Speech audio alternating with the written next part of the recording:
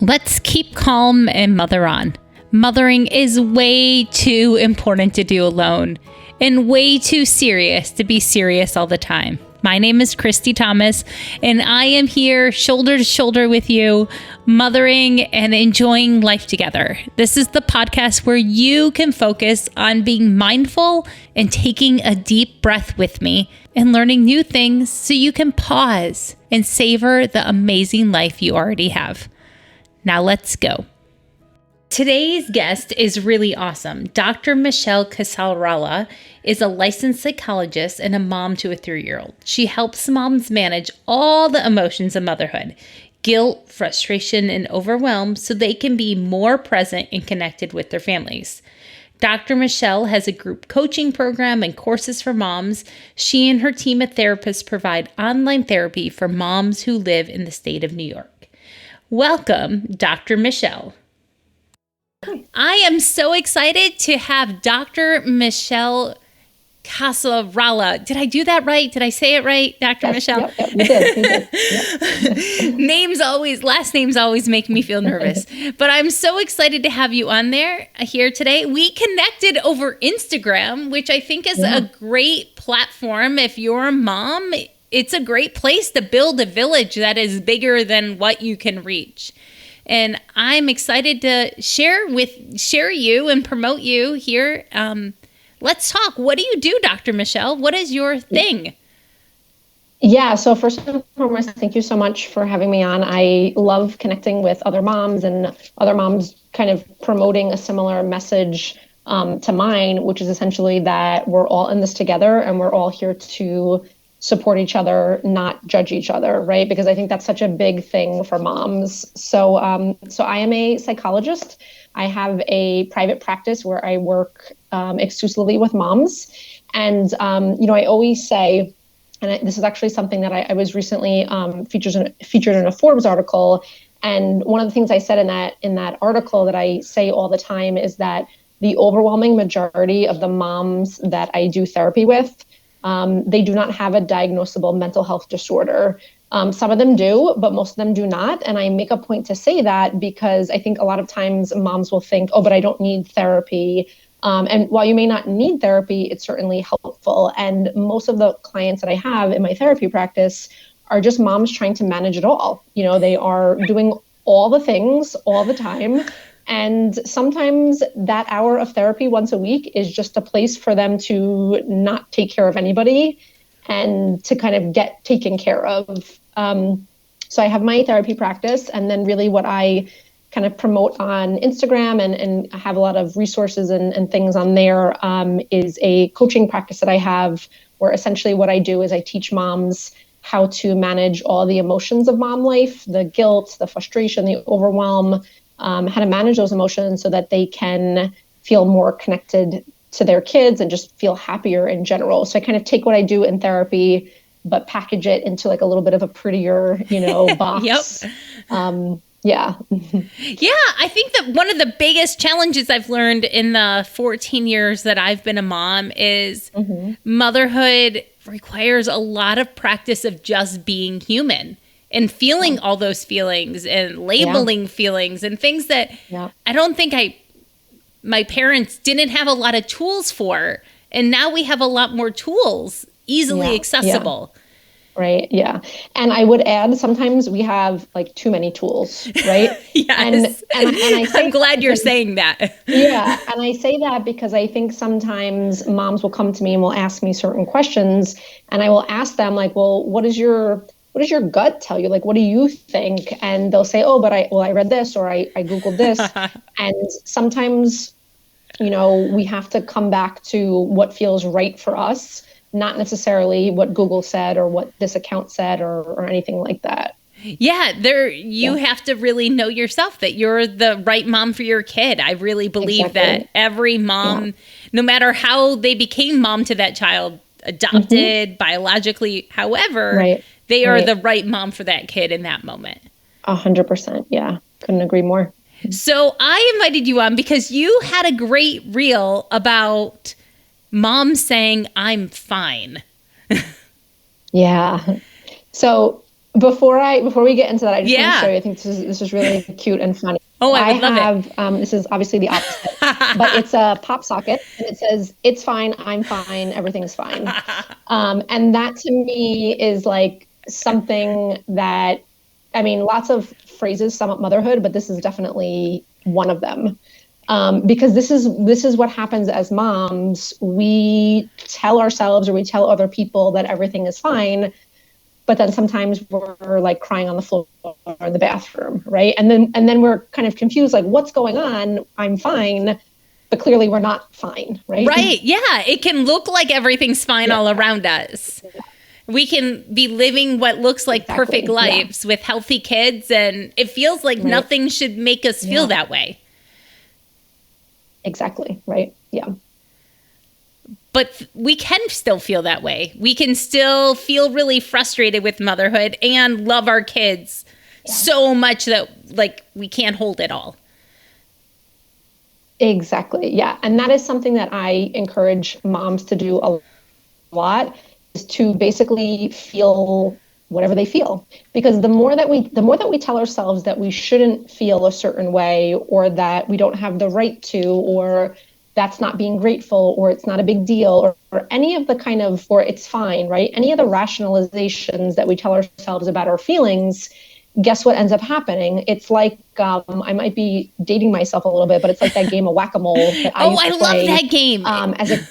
As a kid in the arcade, right? So for people who don't know what whack-a-mole is, it's basically this game. It's like a big box with a bunch of cutouts, and these moles or beavers or whatever the hell they were, right? They pop up, and you have to hit them with a rubber mallet and make them go back down. But even if you hit them and like do it right, they still pop back up, right? Oh, so yeah. Other ones are popping up at the same time. Exactly. And even sometimes the mole that you hit goes back down and then pops right back up, right? So I kind of look at it like that, where we try to, like, it's almost like we have a rubber mallet with our, with the rationalizing types of thoughts, you know, it's fine, I'm fine, everything's fine, I shouldn't feel this way, I have a healthy family, I should be grateful, all the shoulds and all the fines, right? But what ends up happening is that we then, our feelings still pop up like the mole, right? So it's really not an effective strategy to try to push it back down, because inevitably they pop right back up again. And I have to say, full disclaimer, when I play that game, I leave the mallet around and I use my hands, and then like I try to double duty it with both my hands instead of the mallet. And I know that is exactly what it feels like in real life too. Like you put the tools aside and you just go for it. Exactly. And you use everything you can. Yeah. I appreciate that you know what I'm talking about with this game. And yes, that is a strategy, right? To like smush as much as possible with two hands, thinking that like this is going to be the way around it. And in reality, we can't control our feelings around things. They are like, we feel what we feel kind of thing. Yeah. Yep. No, I'm a competitive whack-a-mole player. When my father-in-law and I get to go to Chuck E. Cheese together, like we duke it out over who can have the highest score on that machine. But yeah, that is how feelings can feel. Yep. Exactly. So everyone's saying they're fine. That's the accepted line of motherhood. When you ask someone how they are, it's kind of the default answer that you expect to hear. I'm good. I'm fine. Yeah. Right. So that's covering up. That's not allowing us to have really close relationships with other people, is it? Yeah. And so if anybody is a Brene Brown fan, one of the things that she says all the time is this idea that basically being vulnerable is the way to connection, right? So if you say to somebody, oh, I'm good or I'm fine, that's not necessarily being vulnerable. And look, I totally get it. You know, there are certain situations where it's probably not appropriate to kind of open up or say what you really feel, or you know, maybe in certain work situations with your boss or whatever the case is. But there are plenty of other situations where it would be okay to say, yeah, you know, I'm struggling with this, or I have this going on, or this is really hard. And 9 times out of 10, if you're saying that to another mom, they're going to say same, right? They may not start off the conversation with saying, I'm struggling with this. But when you open up and be vulnerable and basically say, this is what's going on for me, they will likely also say, maybe even if they don't feel that in that moment, they have felt that at some point, throughout their journey of motherhood or throughout their life in general. So it's really being okay with being vulnerable to have that connection. And you get to decide if that person is worth having in your boat, right? Based on how they respond to that. Yeah. It might not be the friendship you think it is, or the level of closeness, when if you decide to be vulnerable, it's not responded to in a way that feels safe. Yeah, absolutely. Yeah. And something I always encourage mom about that vulnerability is that it might take a few times before a person responds with another, like in a reciprocal type of way, right? Because they may feel uncomfortable themselves. It has nothing to do with you with being vulnerable, right? Or they may just not, you might be like a person who just isn't vulnerable very often. And so maybe it kind of takes them by surprise and they don't know how to handle it or what to do, right? So I encourage moms, and at the end of the day, the being vulnerable piece is more for you than for anybody else, right? Like it's more for your own growth, your own kind of personal, journey throughout motherhood and all of that. And if other people reciprocate, that's fantastic. That's amazing. But just keep in mind that it may take kind of like a few tries. Just because you do it once doesn't mean that, and that person doesn't respond in the way that you're hoping, doesn't mean that it's kind of like, the be all and end all. It might just take some time. Yeah, because you really don't know what's going on in that other person's world at the same moment as you're sharing. Exactly. So. Yeah. Oh, wow. Yeah. And I think that I don't know about you, but our circle has gotten really tight in the last year with the whole pandemic, and we're opening back up. And so I'm seeing people again that I haven't seen in a while. And I know that in my house, a lot of things have happened in the last year. So when I'm seeing those people again and asking how they are and readjusting those friendships, being honest with all the things that have happened is going to be really important. Yeah. And I think that, you bring up the changes of the pandemic and kind of the, the smaller knit circle that everybody has in some cases by choice, in some cases by force, right. Or a little bit of both. And I think one of the things that the pandemic has really highlighted for moms in particular is that we were struggling with all of this stuff pre-pandemic, right? Yeah. The pandemic just really kind of put it over the edge, so to speak. And I would, argue in different ways for different moms. Absolutely. But the themes feel very similar, right? The theme of like doing everything for everybody, the theme of being burnt out, the theme of being overwhelmed, the theme of trying to take care of everybody else's needs, the theme of most moms being the default kind of parent or the parent shouldering that mental load that gets talked about all the time. And, then the working piece of it, right? There was, it wasn't a meme. It was like an actual picture, but it was somebody it was like a side-by-side picture. It was a mom and a dad, and the dad was sitting at their desk, and the mom she was like on a phone call, had a toddler wrapped around her leg or something like that, and was like trying to get them on the toilet or whatever was happening. Yes, it was the mom in the bathroom. Yeah, so you know what I'm talking about. Okay. And it was like, guess who is on a work call? And, it was the mom, right? But she was still doing all the things plus on the phone call for work. And I want to be clear and have a disclaimer, like no disrespect to dads, right? Dads are doing things too. It's just that the way that our society is, gender roles, it's more likely that mom is going to shoulder some of these responsibilities, or more likely that the expectation is going to kind of fall on mom before it falls on dad.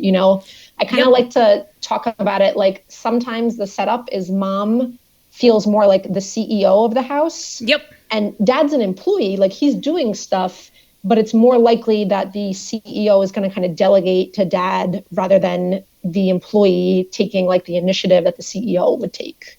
Yeah. And I see that in my personal community experience that I'm a military family, and that is very easily seen, right? For the deploying active duty spouse versus the spouse at home, that dynamic is very easily seen with interactions. Absolutely. Right. Yeah. And so all of this stuff was kind of going on pre-pandemic, right? And then the pandemic just kind of highlighted it all. Yep. Or put it like, it's almost like in some ways as moms, we were kind of like, we were teetering on that, like, I'm fine ledge. Yep. And now with the pandemic, like, we just kind of got pushed over to the other side. Yeah, I feel like all the moms became, I don't know if you ever watched In Between the Lions on PBS Kids. No. Your son is probably too little, but it's great. It's a great cartoon show for pre-reading, but there's this cliffhanger guy who's always hanging from the cliff. And that's why they call him Cliffhanger. Very appropriate. Yeah. Yeah. But it's like every episode he's found himself in this place of just barely holding on. And that's where I think a lot of moms are finding themselves right now. Yeah. And exactly. and we don't need to say we're fine anymore. We can remove that label. Can you imagine calling a friend and asking how they are and them telling you how they really are? I mean, that is something that I don't think happens all the time. Interestingly enough, so my husband is, he grew up in Guatemala and he came to the US as an adult. And I remember one of the first like sort of cultural differences that I noticed is when he first started like meeting my family and my friends, people would ask him, they would say like, hi, how are you? And he would actually answer how he was. And I was like, I remember one day saying to him like, okay, so in the US, when somebody says, how are you? You just say like, I'm good or I'm fine. And you keep it moving, And that was one thing that, obviously as a psychologist that I grew to understand, but also like as a partner to be able to see him actually talk about how he felt and for it to be like normal and okay, really made me kind of look at some of this stuff as, well, maybe this is just like an American thing, right? Maybe this is like exacerbated by being an American because we are kind of told that, we shouldn't kind of burden other people with what's going on with us. And I think that burden idea, I think that comes out a lot for moms is that we're sort of, the message is that we should hold the burden for other people, not that we should put a burden on somebody else. So how do we support moms that are hanging from the cliff right now? Yeah. How can we change this? I think that, there is a lot of kind of societal, structural changes that need to happen. But short of that, I think the smallest and simplest thing that we can do is to be vulnerable and actually say what's going on for us instead of saying, I'm fine, right? And that is where, to your point about, that we connected on Instagram. Yeah. Instagram very much feels like a platform where moms can say, I'm not 100% fine. And that's very respected and well received. And I think that what I would encourage moms to do is to kind of take that and sort of translate that over into real life a little bit more. Yeah, that screen bravery on Instagram seems to be very real for moms about that not everything is perfect. And we don't like the only perfect moms on Instagram. Usually that's not who we choose to follow or not for very long. Right, exactly. Yeah. And I love that phrase that you just said, the screen bravery, right? Because that's basically what it is. It's kind of like a shield or a way to go into battle without like with having a shield, right? And without being kind of like exposed and out there and all of that. So I think that, that looks like when you are, getting together with your mom friends or, if a mom who maybe is going through something in her life or a mom, like a first-time mom or a mom of a newborn or a mom who just had a second baby or a mom who, who's got some teenagers, right? Like any mom to check in with them. And when they say things like, I'm fine, to not just always accept that at face value, right? To say, well, are you really though? Right. Or, if you like, I have this going on, have you ever experienced this? Like to not just take that fine as I'm fine, because oftentimes I'm fine does not actually mean I'm fine. And sometimes I will say to my mom clients when I ask them how they are, and they will say fine. And I would say, but like fine or fine, there's a difference between the two. Yeah. I think that art of the second question and really listening to friends is a huge gift. through podcasting, I've learned to really listen better and to ask the second question better. But I think that it's still a lot of work in relationships in real life, right? To slow down enough to make space for those lingering conversations and to really check in with people. Yeah, exactly. So we can ask our friends the second questions, but if you're the mom that's saying, I'm fine, what is something, do you have any ideas of how that mom can help herself in the moment? Do you kind of mean sort of like to realize that maybe they're not as fine as they think they are, or both, or that they realize they are fine, but they just have a hard time maybe articulating that or saying it to somebody else? I think a little bit of both. So let's start with the mom who knows that they're not quite fine, but they're not sure what to do next. Yeah.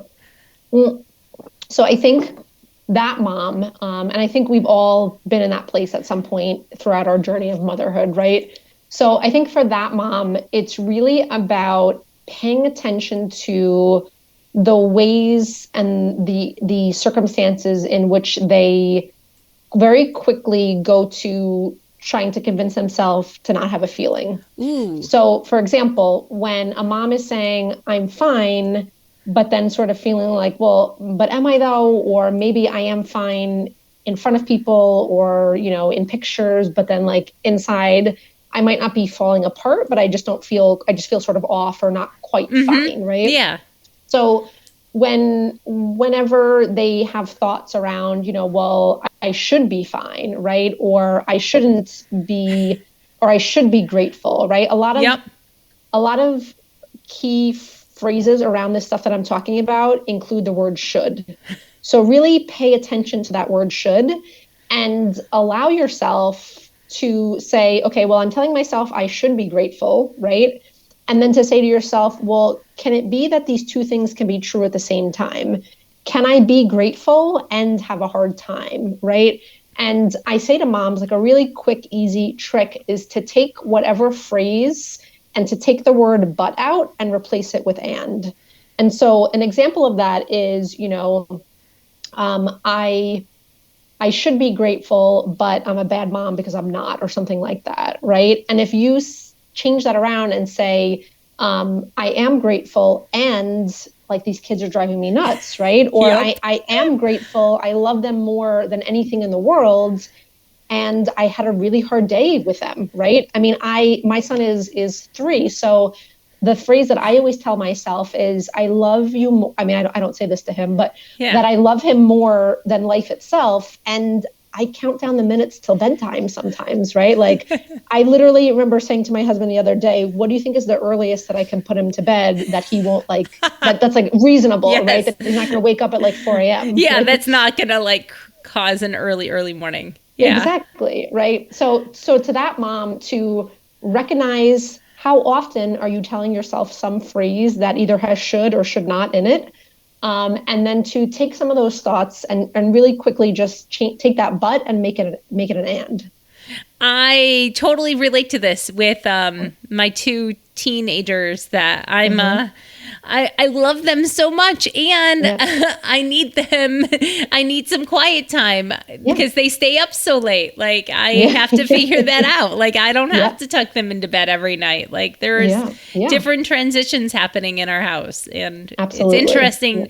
It's so good to hear the and, because I think for so many of us that mental script is the but, or that I can't be both at the same time.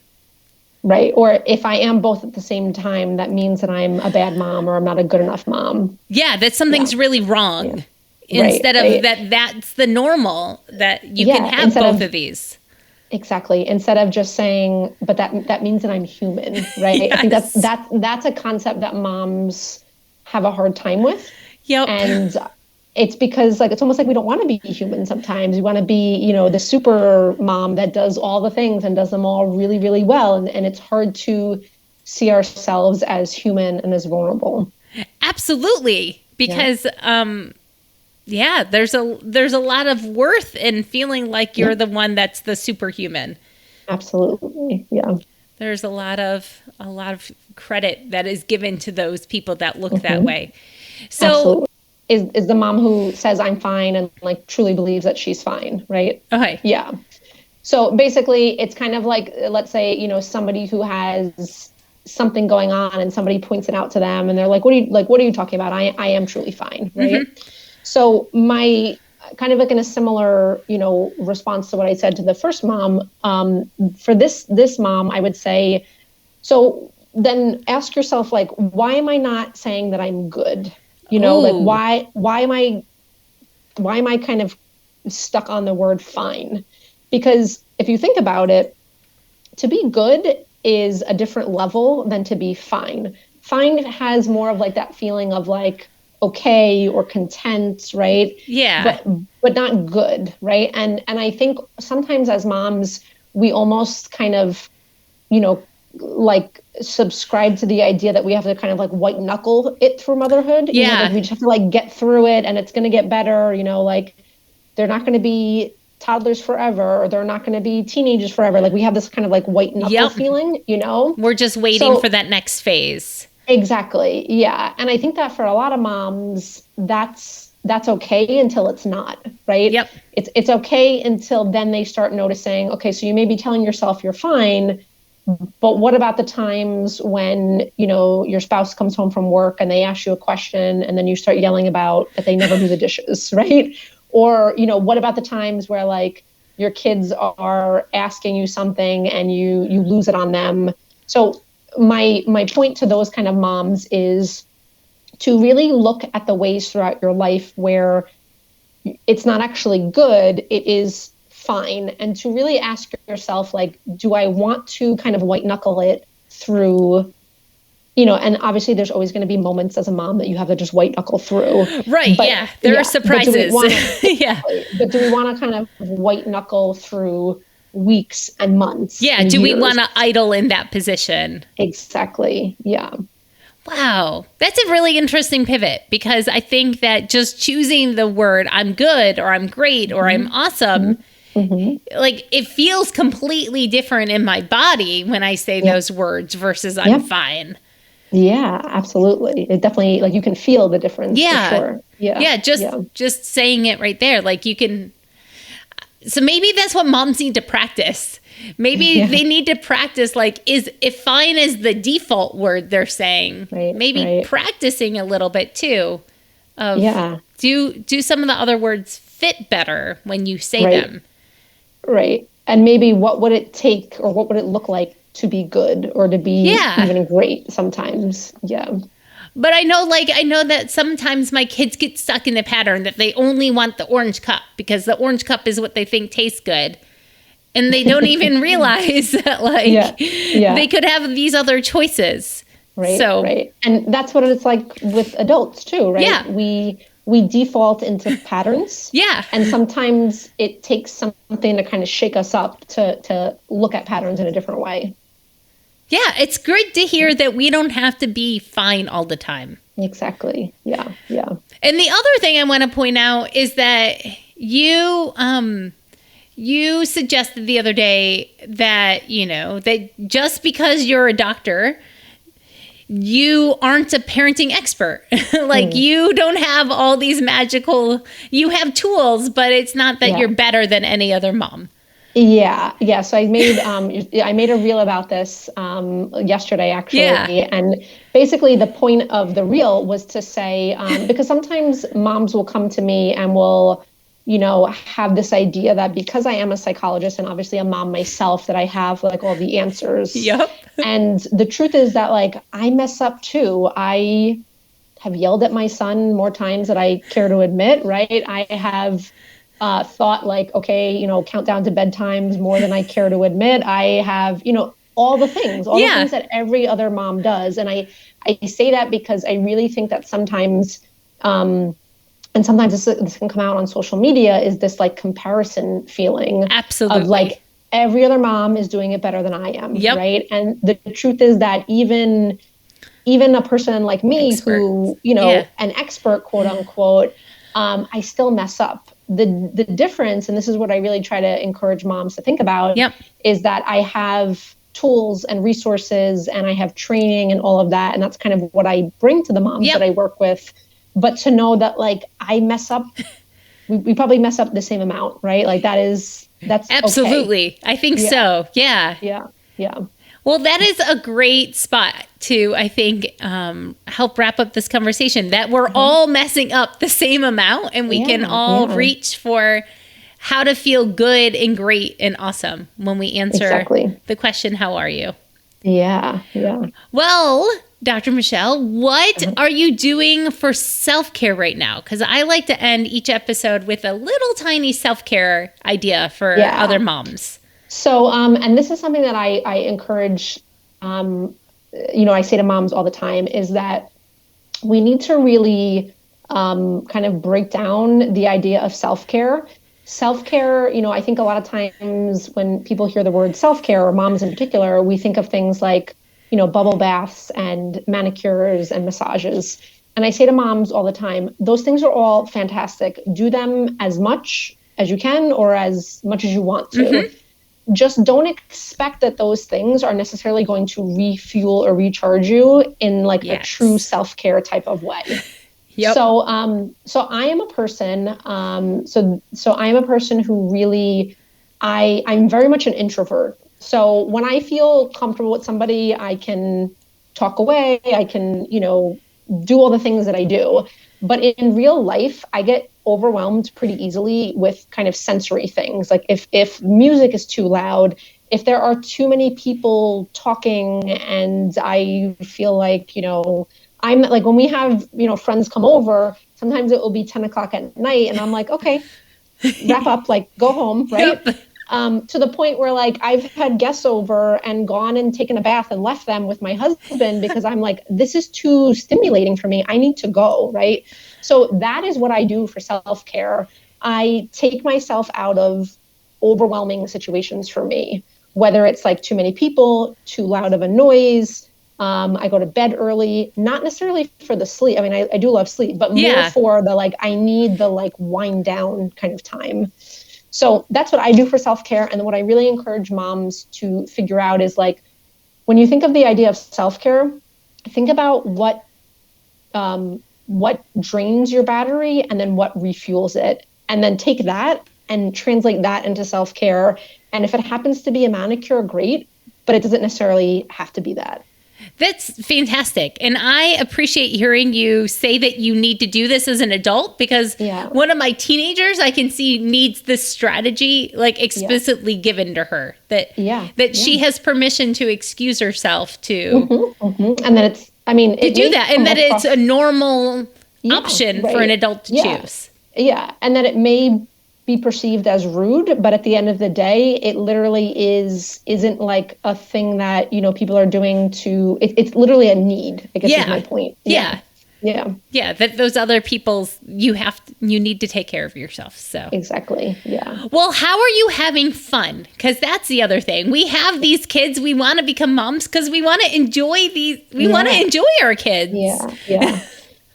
So the way that, something that I love to do with my son is to cook or bake. And it is equally adorable and annoying to cook and bake with a 3-year-old, right? Because he's so, like, to see it through his eyes, he's like, awed that you can like make something and then eat it, right? That's first and foremost. And he's also so proud of himself for, being a helper, and that kind of confidence that he gains when he's able to, put something together in the kitchen and all of that. The annoying piece is obviously the mess that comes after that. But that is something that we do all the time to connect. And it's such a small thing. And I say this to the moms that I work with all the time, is that if you think about the memories that you have as a kid, right? Maybe like a tradition of baking Christmas cookies or whatever the case is. It's not really about the cookies. It could be anything. Replace cookies with anything else. Yeah. It's about being in the moment with your mom or your family and laughing and making a mess and just being in the present moment. And so that when we are cooking or baking, I very much feel like it's just like me and him. We're in the present moment. I don't care about my phone. I'm not working. I'm not doing anything else but kind of being connected to him. And, then I try to teach him how to clean up the mess that he made, but that doesn't always work Good out luck. the way that I would like it to. Yeah. But that is very, very true. That we just want to be in the moment with our kids. And so I'm glad that baking is that option for you right now. And what a huge confidence builder. It is a magic trick for a 3-year-old to take all these ingredients, to have and them then change. Put them together. Yeah. Exactly. Yeah. How fun. Where can people find you best? Yeah, so I am most active on Instagram, as we were saying, and my handle is at Mental Wellness for Mamas, MAMAS. And if you head over there, I have I'm sort of into doing reels lately. It's been fun, so I have a lot of kind of tips and resources and tricks and things through the reels that I'm doing. And I have a really great freebie download all about what you need to do essentially when you inevitably, because you are human, when you lose it with your kids, what you need to do to kind of make that better. Fantastic. Yeah, because we're all going to lose it at some moment. Yep, exactly. So, and I purposely pick that as the thing that I kind of have out there as, my freebie, because I want to really get the message across that, like, have the expectation that you are going to lose it. This will happen. It's really more about how you handle it. So I encourage the moms out there to go over there, check that out, and grab that. Well, thank you. Thank you for normalizing these things, and thanks for being a friendly, approachable voice. And I hope that you gain a lot more followers after people listen to this episode. Well, I appreciate you having me on so much. Thank you. Thank you. Yeah. Okay, we'll hit the end. I can't overstate how glad I am to know you, that you take the time to listen. You are such an amazing human. And I just wanted to tell you that in case no one's told you today. I'm glad you're alive. And I like you exactly the way you are. Thanks for listening again, and have a great day.